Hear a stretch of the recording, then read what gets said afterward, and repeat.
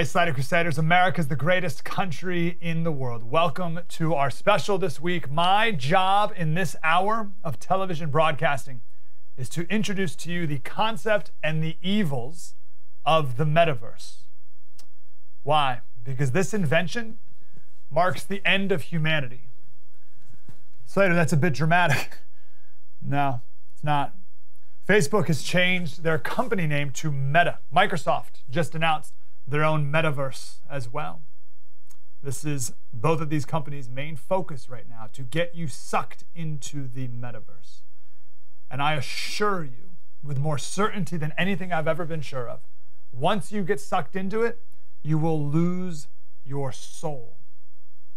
When your kids and grandkids get sucked into it, they will lose their souls. You think it's bad just seeing people walking down the street with their heads in their phones like that? You think that's bad? That's nothing compared to sitting in your pod with your mouth agape for the rest of your life, like this kid here.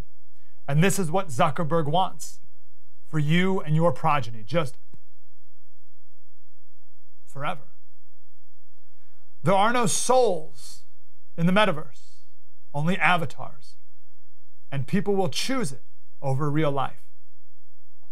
As Sean Puri said, billions of people already carry a little computer in their pocket to take pictures of things to show off for virtual hearts. Kids spend 8 hours a day on screens. I'm sure it's even more than that. That's half their waking life.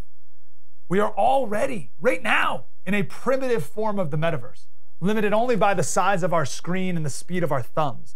But the full version, Zuckerberg says, will be here in full completion by the end of the decade.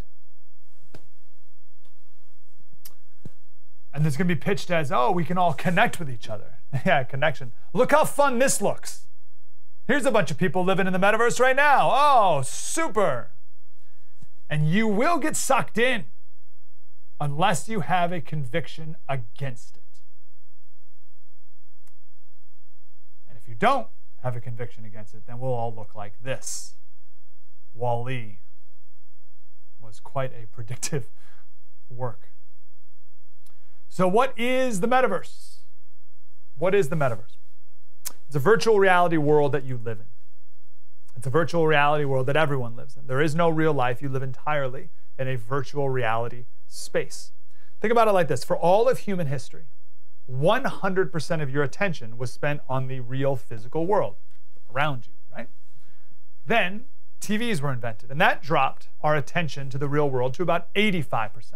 Right? 15% of our time was spent in front of the TV, and that fantasy world, and the 85% was spent in the real world. Then computers were invented. That dropped it down to about 70% of our time was spent in the real world. Then phones were invented, and now about 50% of our time is spent in the real world. Once Ray-Ban manufactures their new glasses called Ray-Ban Stories, which is just a virtual VR headset. Right now, like virtual headsets are pretty big and clunky. This is a virtual headset that looks just like Ray-Ban sunglasses.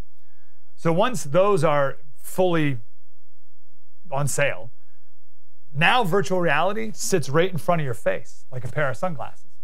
And at that point, 100% of your life will be lived in the virtual world.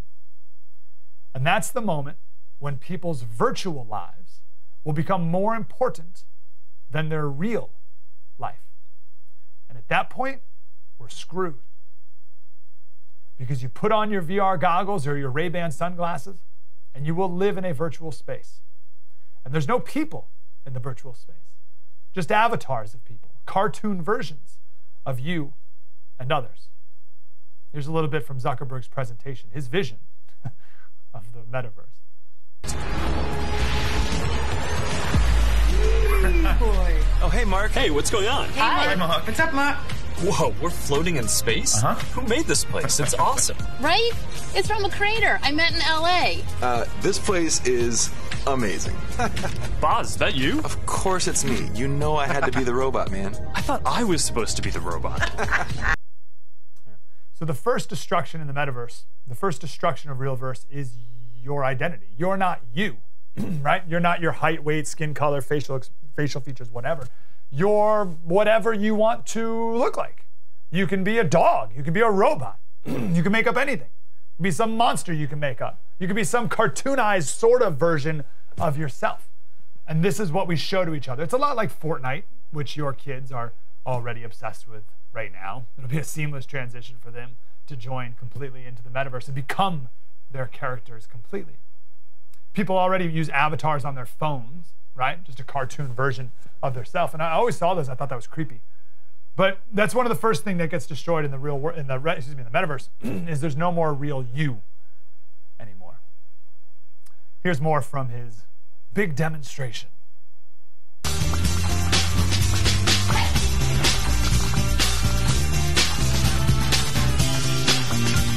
Hey Mark, down for a VR foiling sesh? Now this is more my style. Classic look. All right, nice. Oh, nice choice, Mark. Ready to shred. All right, here we go.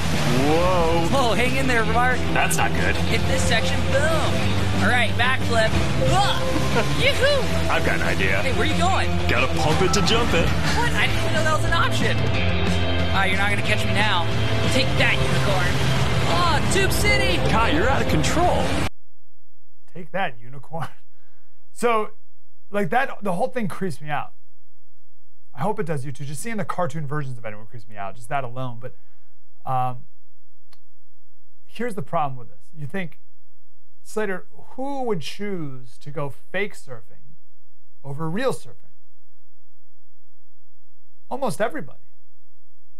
Because fake surfing is easy and it's instant. And there's no work, there's no effort, there's no learning, there's no failing. You just do it. And it looks like however you want it to look like, right? You can be in Hawaii or whatever made up magical land they are there, and you can do backflips, which isn't a thing when you surf, and you can like run into unicorns and get extra points, right? The metaverse is whatever you want it to be. And it's easy. And that's why people are going to choose it. And it doesn't have any of the bad things, right? Like sand, right?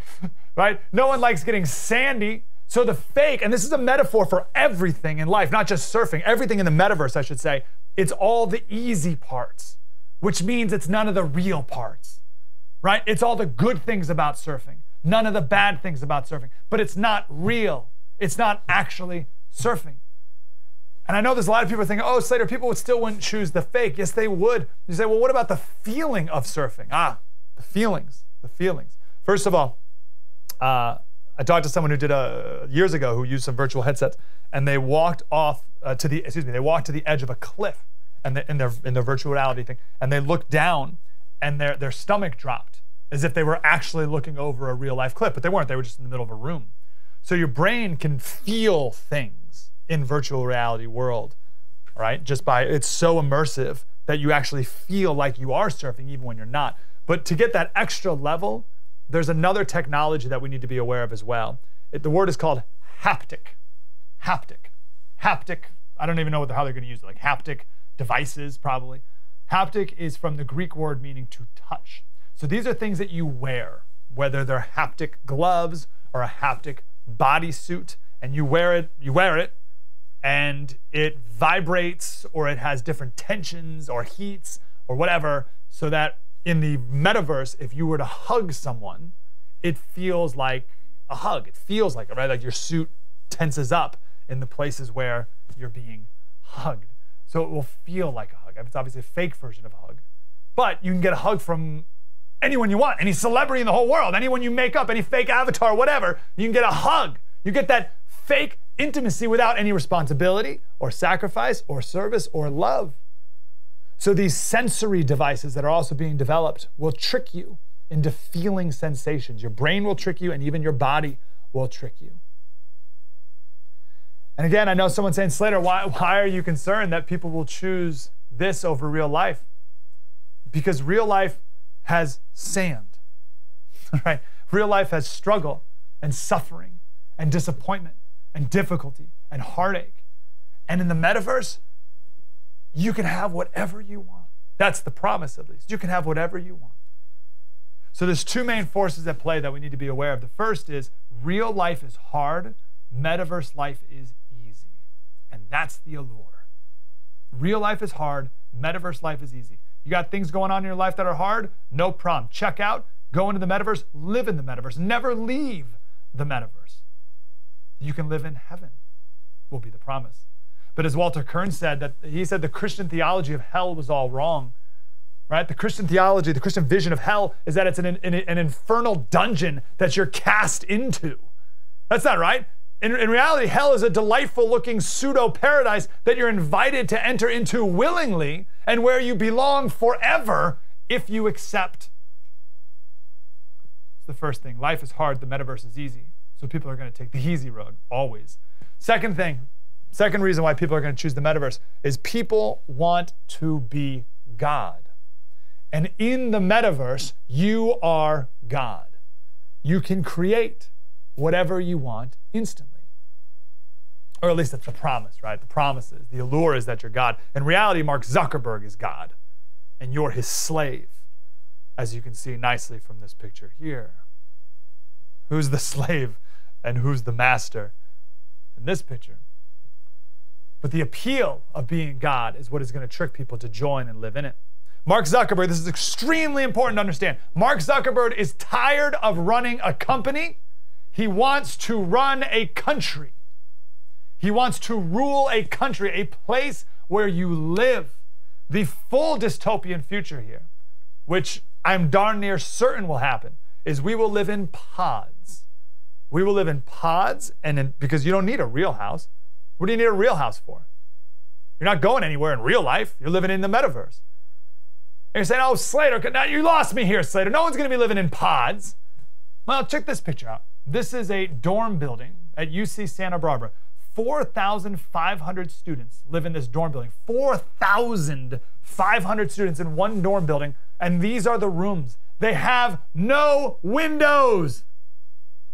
4,500 students in a dorm building, no windows. Everyone has their own, dare I say, pod.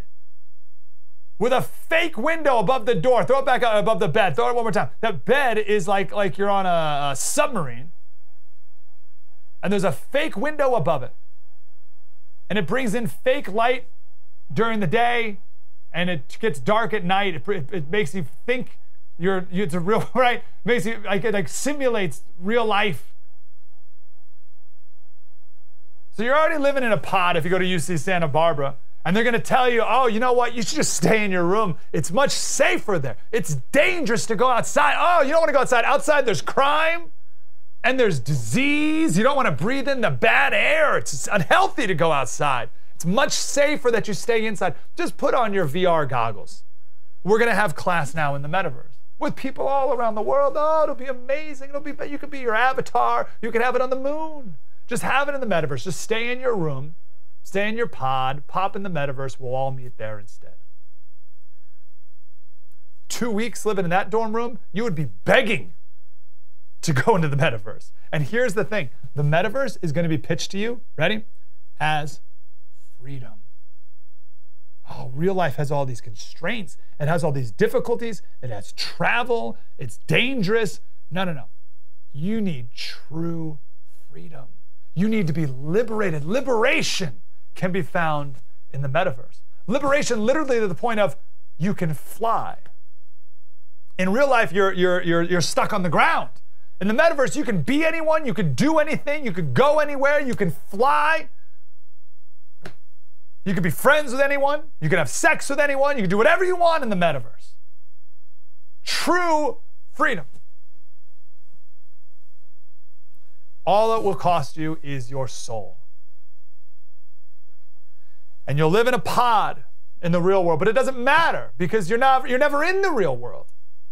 You don't need a real house. Why do you need a real house when in the metaverse you can live in a mansion? It's hard to build a house. It's hard to buy a house. It's also bad for the environment. And only so many people can live near the ocean. But in the metaverse, everyone can live in a big giant mansion on the ocean. So you just live in a pod, you get your guaranteed minimum income from the government. All the currency is going to be in the metaverse. You just need to eat enough to keep your real body alive so the government can provide some soy and cricket burgers every so often to keep you alive. Everything will be done in the metaverse. And once you're in, you'll never leave. Why would you go to the real world? It's a horrible, dangerous place. I'd much rather live in freedom in the metaverse. So these are the steps that we're seeing right now. The technology is here and getting scarier, worse by the day. Just read an article the other day about Brown University. Came up with these microchips the size of grains of salt. And the idea is to put thousands of them inside of your brain to control your movement and your thoughts. Awesome, right? Once you're in, you'll never leave. So they're going to make real life scary, make it disease-ridden, racist, oppressive, give everyone universal basic income, make it oppressively expensive to ever travel anywhere, commit some more lockdowns, and then, as life is horrible, offer freedom. Utopia, where your wildest imaginations can come true. All you need to do is think it. We have a great guest coming up next, Spencer Clavin. We're going to get some more details from him and all this. But I'll just leave you with the bottom line. When you lose God, which we have as a culture and we have as a society, when you kick God out and you don't have an awe of creation or of the Creator, then the metaverse is the only place you'll want to be, because in the metaverse, you can be God. One last clip I want to play, though. I know this may sound, listen, this may be one of the first times you've heard about the metaverse, and you still probably have a lot of questions. Like, what is it, Slater? I still don't get it. What does it look like? Why would anyone do it? Why, like, all these questions. Totally, right? It will even be things we can't even imagine it will be. Even Zuckerberg can't even imagine what it could be, what it will be. And if it sounds too hard to believe or too far-fetched, I just want to play this clip from 1994. It wasn't even 30 years ago. Katie Couric, Greg Gumbel on the Today Show. Here. Back now at 56 past, I wasn't prepared to translate that as I was doing that little tease. Oh, that's that little right. mark with the A and then the ring around it. At. See, that's what I said. Mm-hmm. Katie said she thought it was about. Yeah. Oh. But I'd never heard Or it. around I'd never or heard it about. said. I'd always That's seen the right. mark, but never heard Yeah. it said. And then it sounded stupid when I said it. Violence at NBC. I heard something around big or fight about. up in the lunchroom the other See, week. there it is. Violence at NBC. GE.com. I mean, Well, Allison should know. what do you is say to that, internet Allison? anyway? Internet is that Massive computer right, network. the one that's becoming really big now. What do you mean? That's big. How does one? What do you write to it like mail? No, a lot of people use it and communicate. I guess they can communicate with NBC writers and producers. Allison, can you explain what internet is? No, she can't say anything in 10 seconds or less. Oh, Allison will be in the studio shortly. What is What it? does it mean? It's a giant computer network made up of started from. Oh, I thought you were going to tell us what this was. It's like You've a been looking in the computer dictionary. billboard. It's not in. It's a computer billboard, but it's Right. nationwide, and it's several universities and everything all joined together. And Right. And others can access it. Right. And it's getting bigger and bigger all the time. It Just came great. in really handy during the quake. A lot of people, that's how they were communicating out to tell family and loved ones they were okay, because all the phone lines were down. I was telling Katie, and I've But been you don't talking. need that. You don't need a phone line to operate internet. No. Internet. You may not fully understand the metaverse today, just like Brian Gumbel did not understand the internet in 1994, but you will understand it. And I'm begging you to watch out for it. I'm imploring you to have a conviction against it, because real life is better than fake life. And God is a better God than you. Be the remnant. Be the remaining few who resist this, because nothing has ever hijacked the mind and soul more than the metaverse in all of human history. And we're already predisposed to it. We're already hooked, right? So to not join the metaverse, you need to actively unhook the hook that these tech companies already have on you. If you've ever checked your phone first thing in the morning, and if you've ever laid in bed at night scrolling through your phone, you're already addicted. And the meth is only going to get more addictive. Right now, you just get little dopamine hits when you go onto social media sites. The metaverse is a full-on truckload of dopamine injected into your brain constantly. You won't be able to stop wanting it. And do not be so prideful to think that you can ever stop it on your own. You cannot. You can have your own virtual harem. This is a dopamine ejection right into your brain until your soul goes completely numb. It is not, the metaverse is not something you can take in small doses. It's not something you can have a healthy relationship with. You will not be able to stop it from happening, but you can save yourself and your children and your grandchildren from it if you love them. Spencer Clavin, coming up next. Spread the word.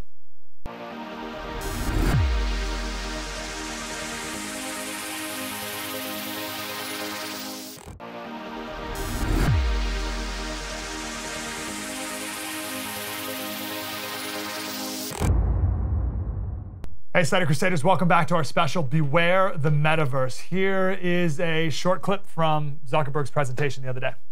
So let's start by exploring what different kinds of metaverse experiences could feel like, starting with the most important experience of all, connecting with people.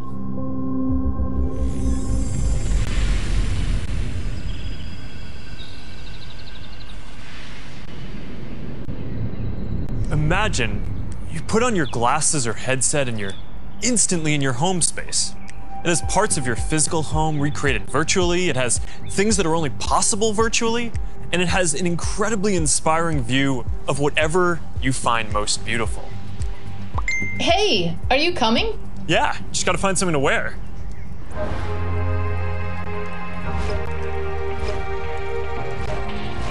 All right, perfect. Boy. Oh, hey, Mark. Hey, what's going on? Hi, Mark. What's up, Mark? Whoa, we're floating in space? All right, we can stop there. Freaking A, man. The word home space, like that's so crazy. I had to talk to Spencer Clavin about this. He's the host of his podcast, Young Heretics, which you need to listen to, and the associate editor of the Claremont Institute. Spencer, I wanted to talk to you because I don't think people know how to think about this properly. I think a lot of people, they know it feels weird and it feels wrong and not right? There's like an uncanny valleyness to it. But I don't think people can think theologically or philosophically properly. And I can't either, which is why I wanted to talk to you first. So when you see the metaverse, what are you thinking? How are you thinking?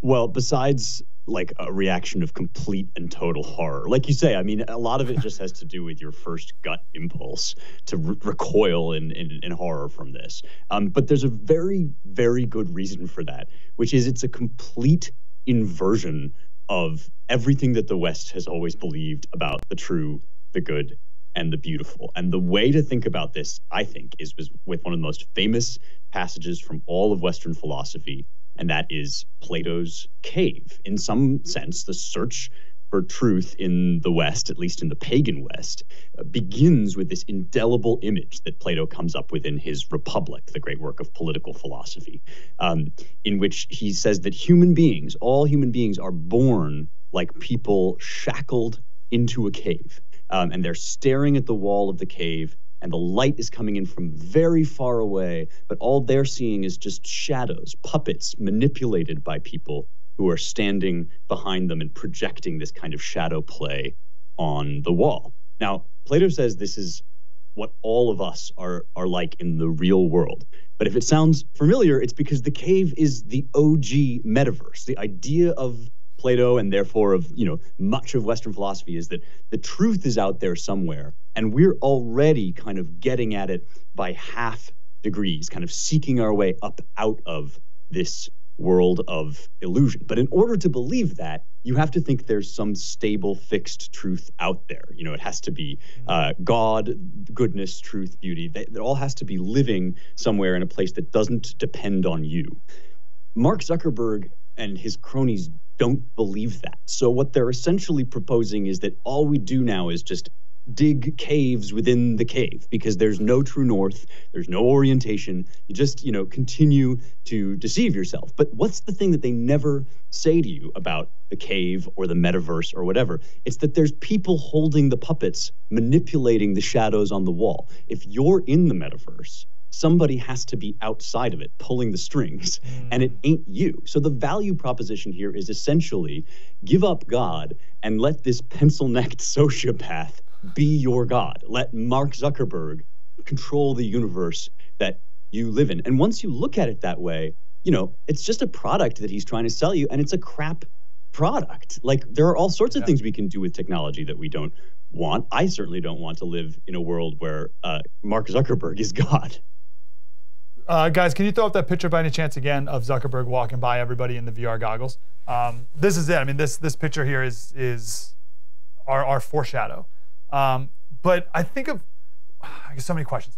There it is right there. That's God, and we're all his slaves. There's so many things we do right now on the internet that are so stupid. Like every once in a while, well, listen, I'm addicted to it, right? I spend way too much time on my phone as it is.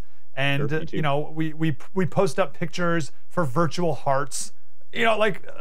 everyone who does stuff on Instagram is basically an employee of Instagram who's unpaid. So we're already slaves to the system. I just think it's going to be such an easy slide into it. And I see people, I'll get these ads for like these dumb games like Candy Crush and whatever.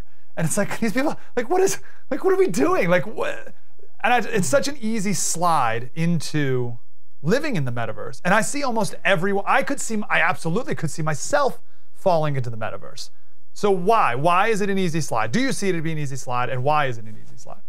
Oh, yeah, it's incredibly easy. I mean, one reason I think you've touched on already, which is that living in the real world is like famously painful and difficult. This is something that, like, you know, people have struggled with forever. And part of the sell here is that you're going to be able to break free of the constraints that come with having a body, being in the physical world. And of course, the ancient answer to that proposition is, well, if you give up pain and difficulty, you give up meaning. Why does it feel so stupid to be scrolling your phone? Because I agree, I do this all the time, right? I get stuck in Twitter, I kind of disappear into my phone. It's like my whole soul gets like sucked into this little black square.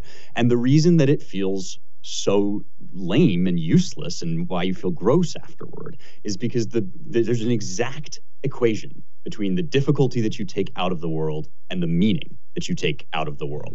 Things that are easy are not meaningful. And so, yes, like we live in this world where there is struggle and difficulty, and it's harder to, you know, make yourself better in reality, in real space, rather than just clicking a button or whatever. But if in fact you can just click a button to do anything you want, then you live a meaningless, empty life. And I think you're absolutely right. Like, you just have to choose to live a meaningful life. It's simply an act of the will that we're unprepared to make because we've basically been softened by years and years of just, you know, fat, happy commercial living, and we've forgotten that, like, you know, there is objective reality and God exists, and if we're not dealing with that, then what's the point?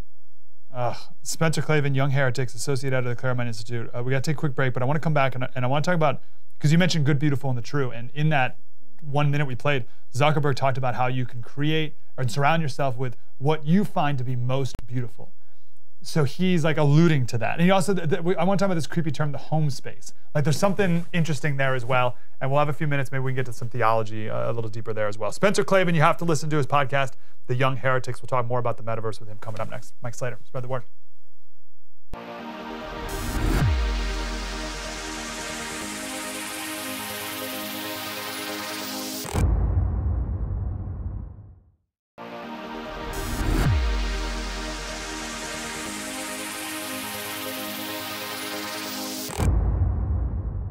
Hey, Slater Crusaders, welcome back to our special Beware the Metaverse. I am begging you to have a conviction against it for you, your kids, your grandkids, and save their souls from getting sucked into it, because we are all going to be sucked into it unless you have a conviction. Spencer Klavan is here. He's the host of the podcast Young Heretics, which you must listen to, and the associate editor of the Claremont Institute.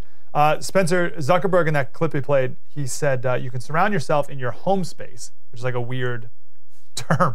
That, like, it's weird that people are just gonna like start using like home space. He also says, like, oh, it'll give you a better sense of people or something, like this weird words. But anyway, and he said you can surround yourself with what you find to be most beautiful. And you mentioned earlier about the good, the beautiful, and the true. Why not just accept the metaverse's version of beautiful and your version of beautiful and surround yourself with that, as opposed to what is real? Well, for one thing, I think, you know, you were talking earlier about how easy it might be to just, you know, sort of go gently into that good metaverse, right? To just slide into it. And I think we shouldn't minimize the fact that for some people, this is going to be an incredibly attractive proposition. We've said before that the world presents all kinds of terrible difficulties to you, right?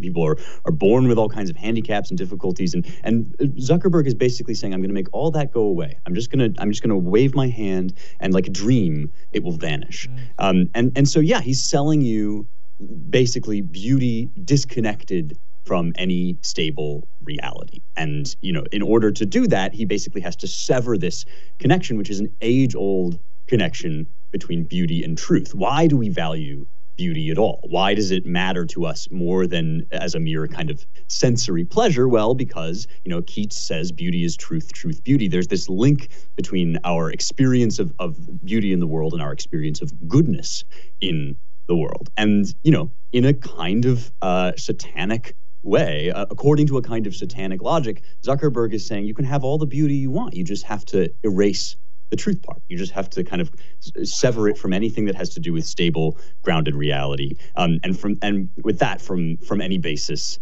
in meaning. He wants to be your God. He wants to be the one who sets the truth, and you just kind of float through this like weird ether that you live in. Oh man. Okay, where does? So I'm a little. Something I think about as you're talking about is natural beauty, like nature, right? And then also like a beautiful painting, like an objectively beautiful painting, which is also a creation. So I'm trying to come at it from like the defender of the metaverse, which is like, oh, this is just another of man's creation, and a painting isn't a bad thing, and that's beautiful. So I guess my question is like, where does God come into this? And if we look at beauty, and beauty is truth, and truth is God, how do we? Where is God disconnected from this version of what is beautiful in the metaverse versus maybe what someone paints, a beautiful painting, which can also be glorifying to God? Does that make sense? Yeah. Well, look, I mean, I personally don't think we're going to stop there from being virtual reality technology. I mean, I'm not even sure what that would look like or mean. I think that these kinds of capabilities are obviously coming into being. We're going through what is only the beginning of what my colleague James Poulos calls the digital revolution, or we're entering the digital age. This stuff's going to be around. But why is it different to look at a beautiful painting than to like strap on a pair of goggles and enter an imaginary world? Well, look, like I said before, we have all kinds of technologies at our disposal, all sorts of technical capabilities to do all sorts of things. We have the technical capacity to obliterate the United States with nukes. We could nuke ourselves out of existence if we wanted. We have that ability. We don't do it. Why? Because we think it would be bad. We have a philosophical idea about, people being alive and that being good, which dictates our relationship to our technology. Mark Zuckerberg has, and many other people in Silicon Valley have an empty philosophical idea about the human body and the human soul. That's why this is so creepy. The metaverse is basically an artistic expression of a world where human beings are just a kind of floating will that imposes itself on the world. Of course, we could use digital technology, virtual reality technology to make, beautiful art as they did in the Renaissance. Why did they use their painting technology so well and we're using ours so badly? It's because they believed that man was created in the image of God, that there was some ultimate beauty, some ultimate good that all of this stuff was pointing toward. And so they used their art in that way. We, having lost that belief, have no ability to use our art for anything except for a kind of hellish nightmarescape reminiscent of the Matrix. I got about 30 seconds a minute. What is Zuckerberg and people like that, what is their view of mankind, humankind, meaning of life? What's their worldview? I think it's super Gnostic. This is one of the oldest heresies, that mankind is a kind of divine spark of will.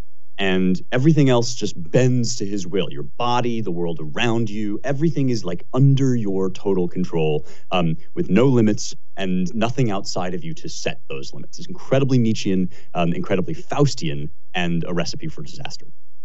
And how do you have a conviction to not join it? I mean, you got to find God, but then you also have to, you have to understand what's being offered to you. Like, look at this with clear eyes. The value proposition here is Mark Zuckerberg wants to be your God. And you can either just acquiesce to that as inevitable, or you can insist that anything would be better than that. Spencer Klavan, Young Heretics, Associate Editor of the Claremont Institute. You're the man, Spencer. Grateful for you. Great to be here. Thanks, man. We'll wrap it up next with the original Fall. And this is just another version of it. True story. Mike Slater, spread the word.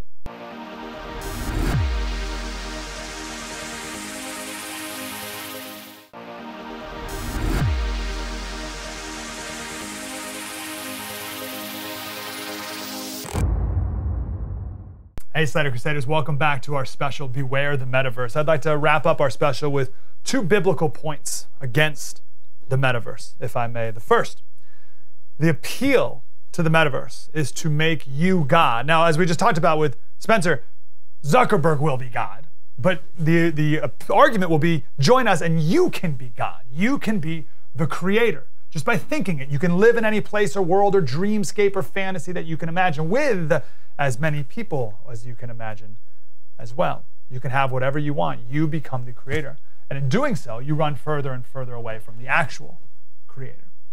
So you look at that and you're like, well, what is that appeal? Oh, it's the oldest appeal in the book.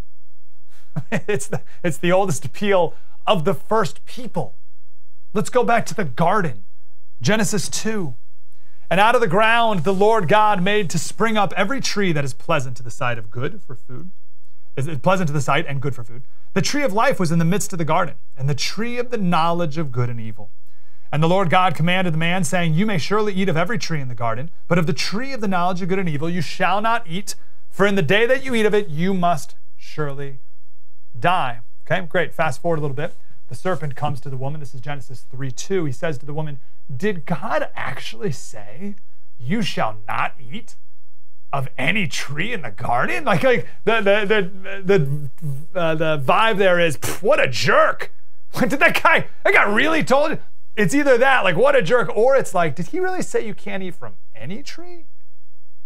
And like, any tree? Is it any tree at all?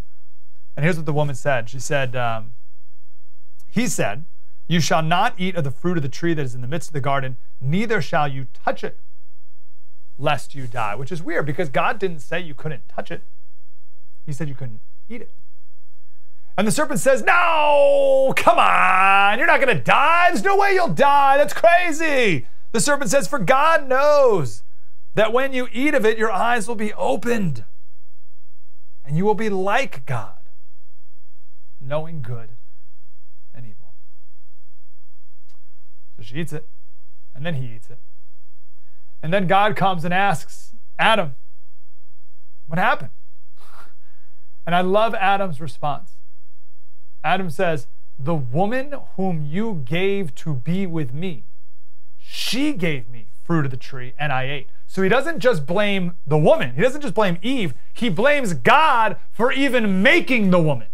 He said, it's your fault, God, for even, you're the one who made woman, and she's the one who made me eat the apple that you told me not to eat. It's your fault for making her. But the first point here is that man and woman disobeyed God, and they believed that they themselves can rely solely on themselves to determine what is right and wrong and good, beautiful, and true. And we see it everywhere today. People relying on their feelings to determine what is best for something and what is true. And we say beauty is the eye in the eye of the beholder. No, there are objective truths, as Spencer was just talking about. But today in our modern world, it's all about feelings. It's not about truth. Truth doesn't matter. There's no such thing as truth. And it's about secular knowledge rather than true wisdom. The metaverse is man's next great fall.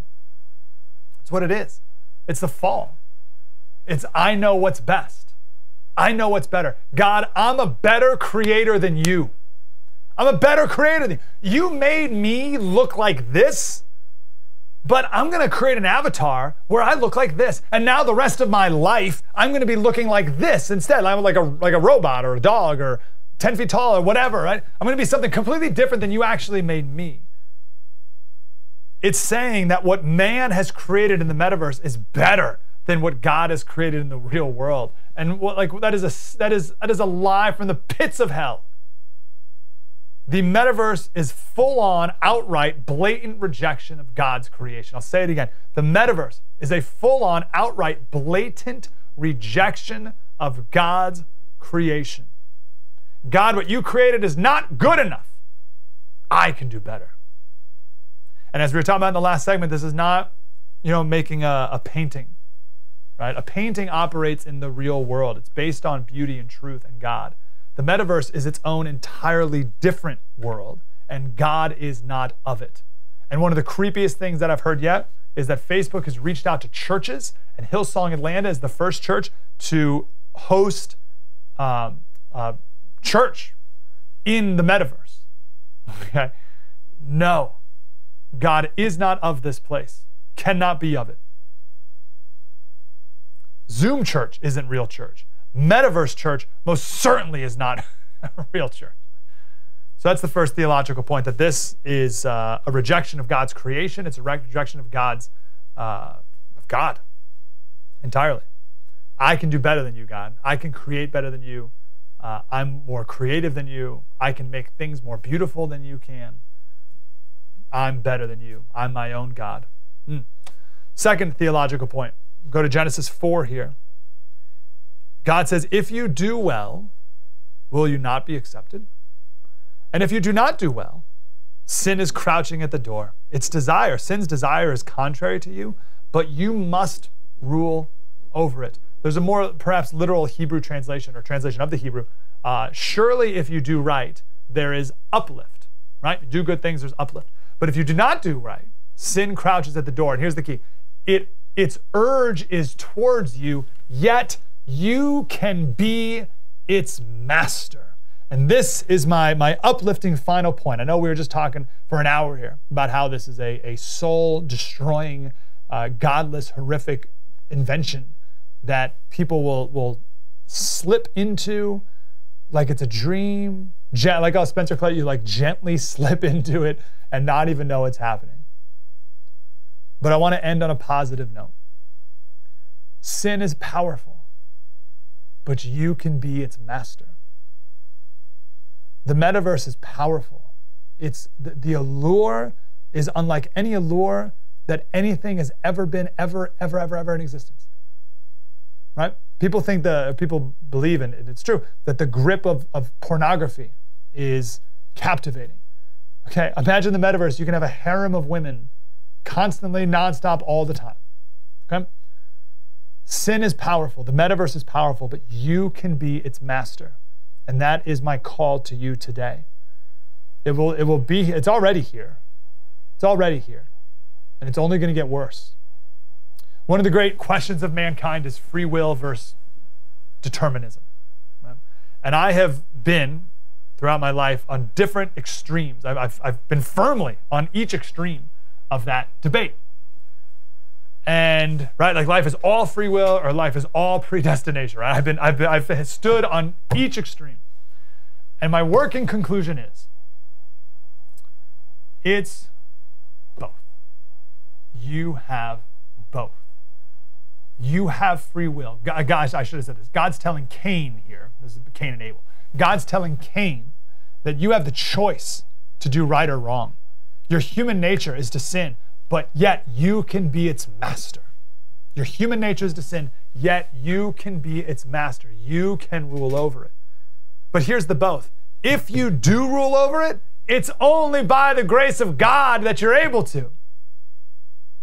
And I'm telling you, you don't have to be sucked into these worlds. You don't have to be. And to prevent it, you have to build better habits now, and you have to build a better connection with God today. As Aristotle said, men become builders by building, players by playing the lyre, right? So too, we become just by doing just acts, temperate by doing temperate acts, brave by doing brave acts. You have to do the things that you want to be. And he says in the end, it makes no small difference. It doesn't make a little difference to be habituated this way or that way straight from childhood, but it makes an enormous difference, or rather, all the difference. It makes all the difference. The habits you create. You can't beat the metaverse. There's nothing we can do to stop the metaverse from happening. It's happening. It's already here. It's happening. Right? But you can build the habits now to resist it and not join it and live as the remnant, because it truly will be a remnant of people who choose to live in the real world. The real world, to go back to our first segment, with all the sand, with all the difficulty, the heartache, the sadness, the stress, the anxiety, all the suffering, because that brings meaning. Choose suffering because you're really choosing meaning and you're really choosing God. Live as the remnant. There will be fewer and fewer of us as the years go on. This drug is only getting more powerful, which means you must get more powerful. And the only way to do that is to get every day even closer to God. It's our special. Beware the metaverse. Good luck. Mike Slater, spread the word.